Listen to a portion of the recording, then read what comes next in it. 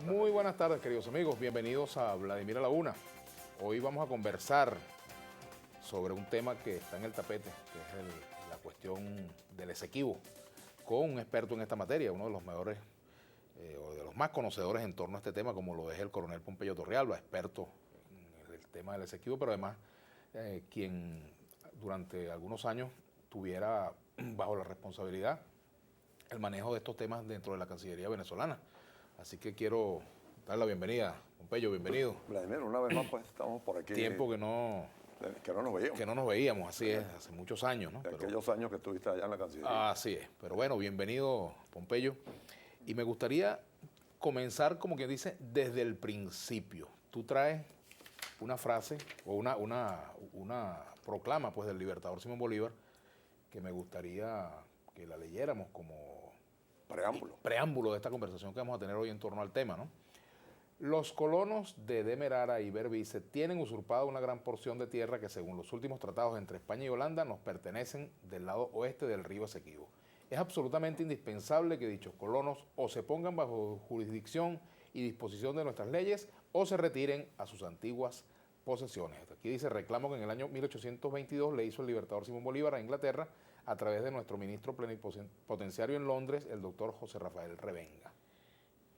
Esto creo que sirve para iniciar pues la conversación en torno al por qué tenemos derechos en torno sobre esta zona en reclamación, sobre el Esequibo.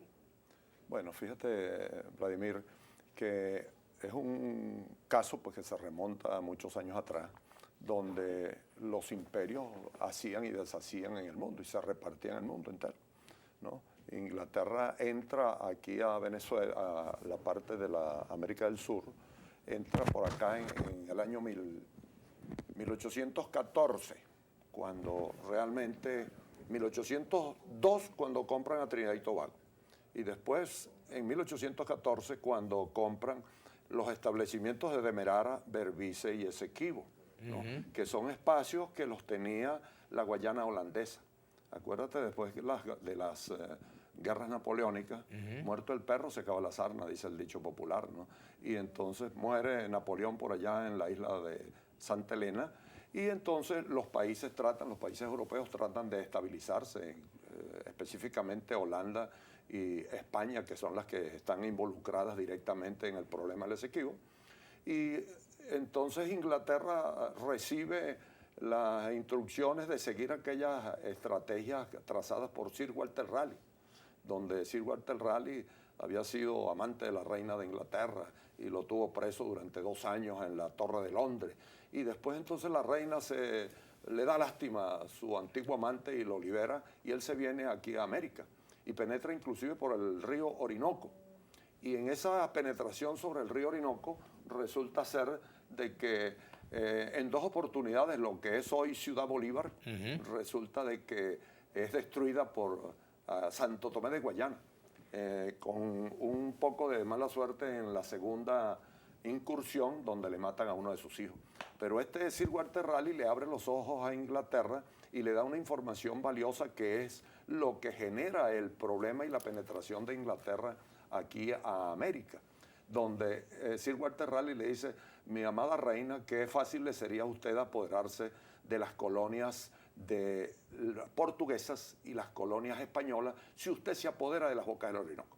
Es decir, él visualiza que la coyuntura en aquella época, más que hoy, en función de la penetración siempre por agua, entonces él ve que podía llegarle a Iquitos, penetrando por el río Orinoco, pasando el brazo Cassiquiari, penetrando al río Negro, y después remontando o bajando el río Amazonas podía llegarle a los portugueses o a los españoles hasta allá, hasta el virreinato del Perú podría llegar.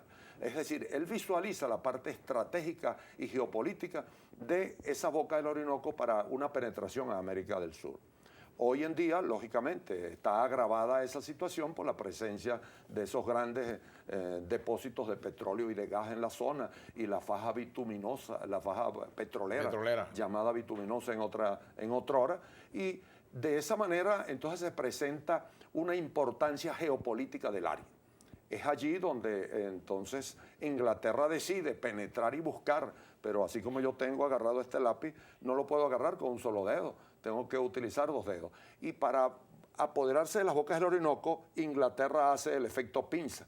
El efecto pinza es utilizar pues, una penetración en las 2 direcciones, en la parte norte y en la parte sur de las bocas del Orinoco. Ahora, ¿hasta qué momento lo que se conocía como la Capitanía General de Venezuela y luego la República, hasta qué momento nosotros tuvimos el dominio de esa zona? Indiscutible. Bueno, indiscutible siempre. Ajá. Indiscutible siempre porque no siempre el derecho de descubrimiento se le atribuye a aquel país que descubría un espacio geográfico en aquel entonces, que era donde el utis possidetis de facto era la ley.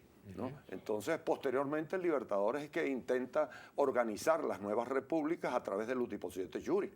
¿no? Y de esa manera lo enfocamos desde el punto de vista del juicio, de la ley, de la legalidad, la presencia o la toma de un territorio. Entonces, en aquel entonces, lógicamente, Inglaterra penetra en 1802 y compra a Trinidad y Tobago. En mi libro aparece precisamente ese documento de la compra y del... Este libro que está aquí que se llama A un siglo del despojo. A un siglo del despojo, ¿no? Pequeño libro. Sí. Bueno, un libro, ¿no? Un señor libro. Una enciclopedia del tema del Esequibo. Ahí está toda la documentación. Toda la historia. Pues. Toda la historia que tú me estás preguntando, allí bien detallada, bien documentada, de manera tal pues de que el tener, por eso le puse allí enciclopedia, porque tiene una cantidad de documentos que explican paso a paso, ¿no? Detalle a detalle toda esta información muy a grosso modo que te estoy tratando de dar para que nuestros televidentes y tus televidentes pues entiendan perfectamente del por qué el Esequibo es nuestro y por qué tenemos que recuperarlo. Así es. Ahora, cuando yo le pregunto a Pompeyo Torrealba, ¿desde cuándo o hasta qué momento tuvimos el dominio?